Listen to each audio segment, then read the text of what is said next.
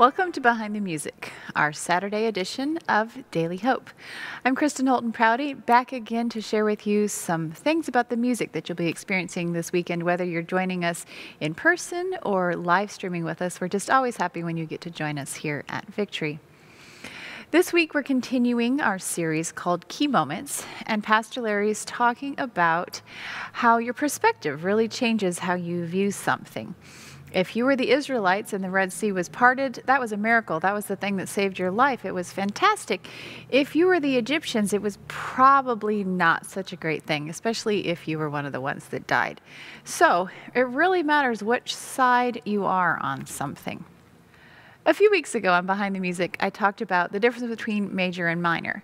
And if those are terms you'd like to review, I'd invite you to go back on YouTube and review some of the older Behind the Music episodes. There's lots of interesting things that we've discussed through the weeks, and so they're there, still archived if you'd like to go back and watch them.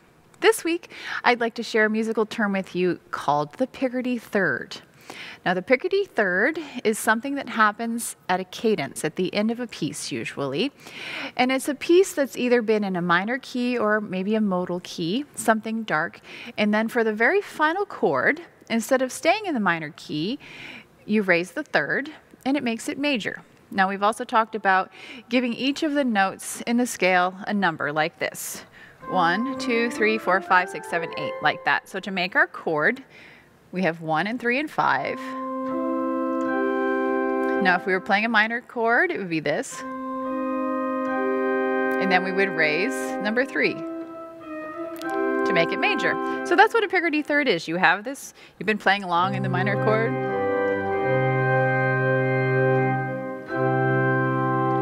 So I'm going to play for you the end of Let All Mortal Flesh. That's a tune, you might recognize this in our hymnal. And first, I'll play it the way it's written.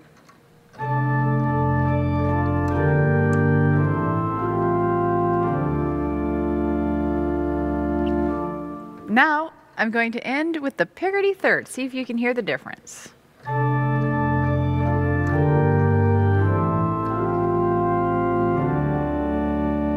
You hear that? First, we had this. The last time I added the Piggerty Third, there it is. Very kind of bright and happy. Now, if you were somebody who was maybe feeling very melancholic that day or just like things that are in minor keys, you might be like, oh, don't do that. Let's keep it minor. Let's keep it low.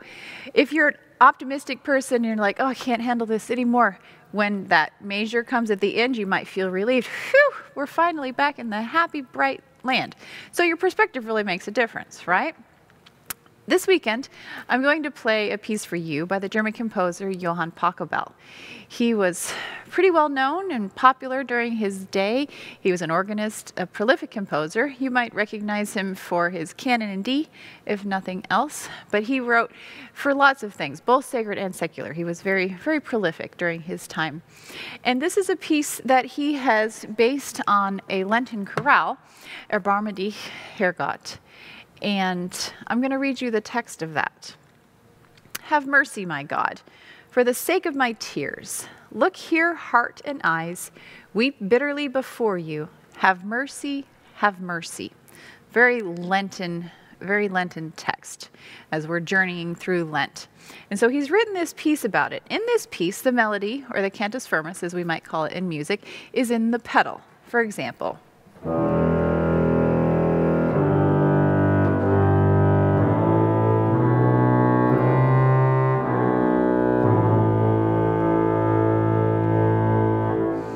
over that, the hands are playing some figurations.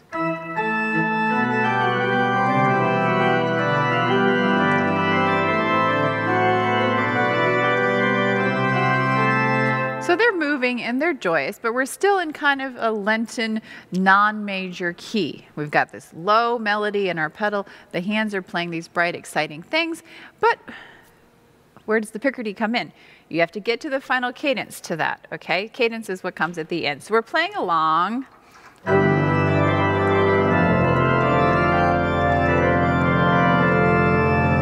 hear? That was major. Suddenly we're in major.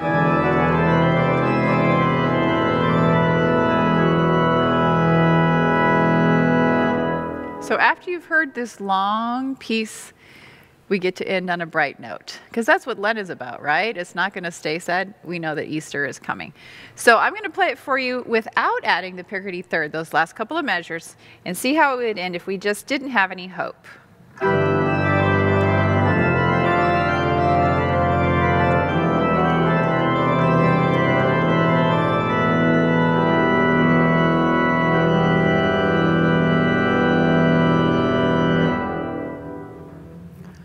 It's not horrible. It's all about perspective, right? I hope this weekend, as you join us for worship and as you listen to Behind the Music and our daily hopes, that you'll think about how your perspective really plays a role. And you get to choose, is the minor something that you want to dwell on? Are you ready to accept that the resurrection is coming? We have something exciting to look forward to. Remember the term Piggerty Third, and I look forward to being back with you again next week.